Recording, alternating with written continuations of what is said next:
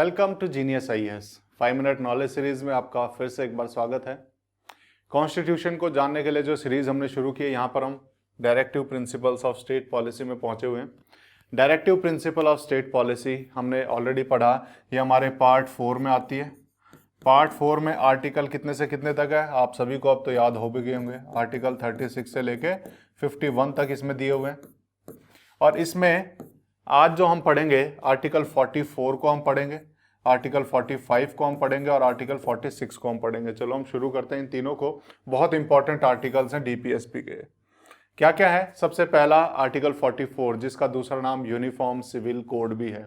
ये uniform civil code हमने बहुत बार सुना कि यूनिफॉर्म सिविल कोड लागू करना चाहिए करना चाहिए करना चाहिए। ये है क्या चीज़? इसके बारे में थोड़ा सा कंफ्यूजन बनी रहती है। अब इसको समझते हैं। सबसे पहले कि बोला तो हुआ है डीपीएसपी में कि स्टेट को यूनिफॉर्म सिविल कोड लागू करना है, लेकिन ये है क्या चीज, क्या लागू करना है इसमें, तो वो समझते हैं हम इसमें। कि बेसिकली अगर हम देखें तो यहां पे लिखा हुआ है सिविल, कि जो सिविल कोड है वो सिमिलर होना चाहिए सभी के लिए। ये सिविल कोड क्यों सिमिलर होना चाहिए? क्योंकि दो तरह के लॉज अगर हमने देखें तो दो तरह के लॉज हम देखेंगे। एक होता है क्रिमिनल लॉज, एक होता है क्रिमिनल और दूसरे होते हैं सिविल लॉज, या फिर क्रिमिनल केसेस या सिविल केसेस। क्रिमिनल केसेस में ऑलरेडी सब कुछ सिमिलर है, सबके लिए बराबर है। ये क्रिमिनल केसेस सबके लिए बराबर है, तो यहां पे सिमिलर की जरूरत नहीं है। यहां पे हमें यूनिफॉर्मिटी नहीं चाहिए क्योंकि ये ऑलरेडी यूनिफॉर्म है।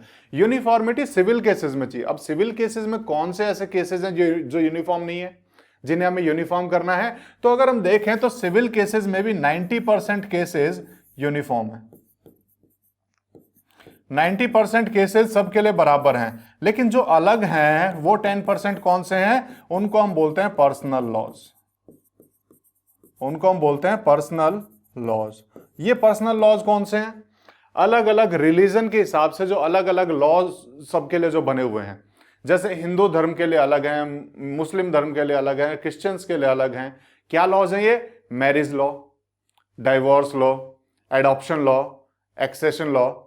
इस तरह के जो लॉज आए हुए हैं जो कहीं ना कहीं धर्म से जुड़े हुए हैं कि पिता के बाद संपत्ति किसे मिलेगी, तो हर धर्म का अलग हिसाब किताब है, हर ट्राइब के हिसाब से अलग है, हर आदिवासियों के हिसाब से अलग होता है।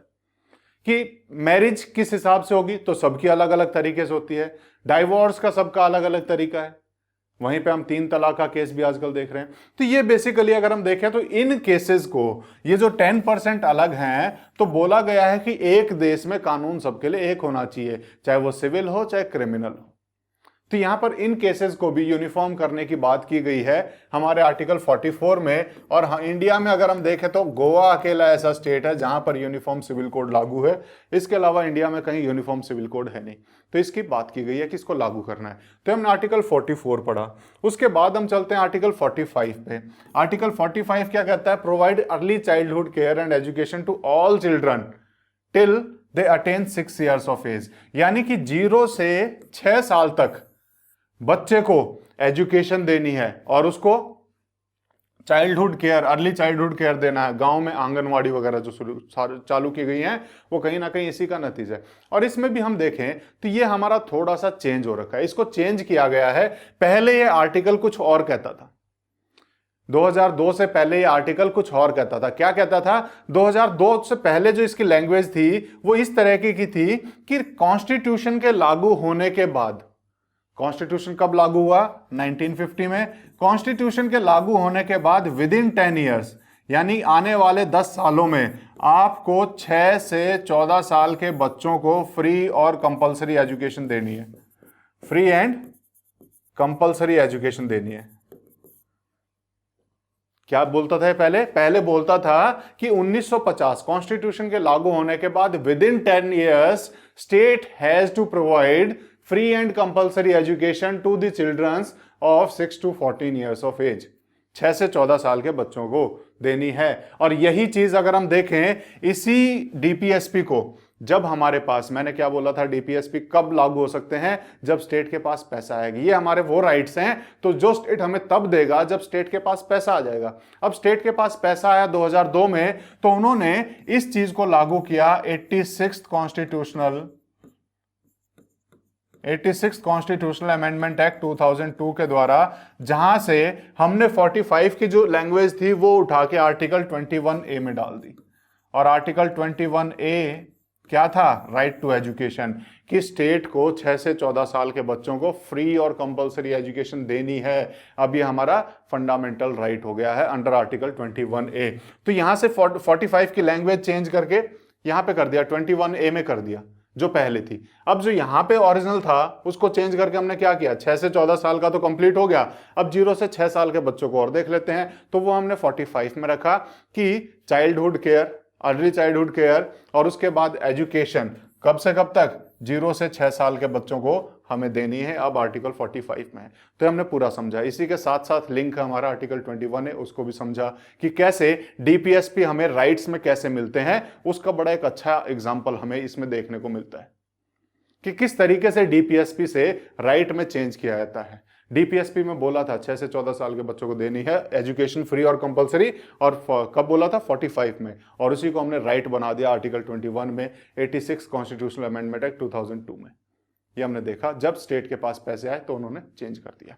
लेकिन बोला भी था कि विद इन 10 ईयर्स, इसका इतना इंपॉर्टेंस था कि कॉन्स्टिट्यूशन में ही लिखा था कि 10 साल के अंदर अंदर देनी है, लेकिन 1960 में तो दे नहीं पाए। कब? उसके भी 40 साल के बाद, लगभग 2002 में हमने कॉन्स्टिट्यूशन को अमेंड किया और उसके बाद उसको लागू किया हमने 2009 में राइट टू एजुकेशन एक्ट 2009 के द्वारा।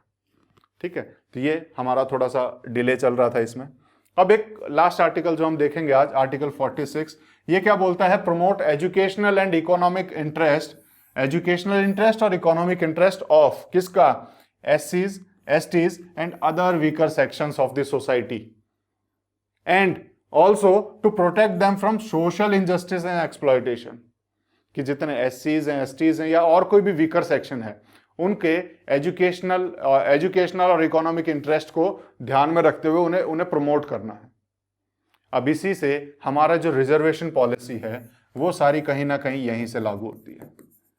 रिजर्वेशन पॉलिसी को अगर हम देखें तो उसके बैकअप में देखें तो सुप्रीम कोर्ट कहीं ना कहीं इन लॉज को देखता है। तो ध्यान रखना कि सुप्रीम कोर्ट ऐसा नहीं है कि इनको बिल्कुल नजरअंदाज करता है। डीपीएसपी को ध्यान में रखा जाता है जब भी वो किसी भी केस को देख रहा होता है, तो डीपीएसपी में भी देखता है कि क्या लिखा गया है। तो कहीं ना कहीं यहां से हमें रिजर्वेशन की पॉलिसीज मिलती हैं, जहां से SC, STs and other weaker sections, इन्हीं अदर वीकर सेक्शंस को बाद में हमने अदर बैकवर्ड क्लासेस बोल दिया। ठीक है, तो ये इन सब के प्रमोट, एजुकेशनल और इकोनॉमिक इंटरेस्ट को प्रमोट करने के लिए रिजर्वेशन दे दिया गया। तो ये हमने आज कुछ डीपीएसपी पढ़े। हमारी ये सीरीज आपको पसंद आ रही हो तो इसको लाइक, शेयर, सब्सक्राइब करना ना भूलें। और आपकी तरफ से और कोई सुझाव हो या कोई भी डाउट हो तो आप हमें कमेंट बॉक्स में लिख के पूछ सकते हैं। और आज के लिए इतना ही। Thank you, take care, bye.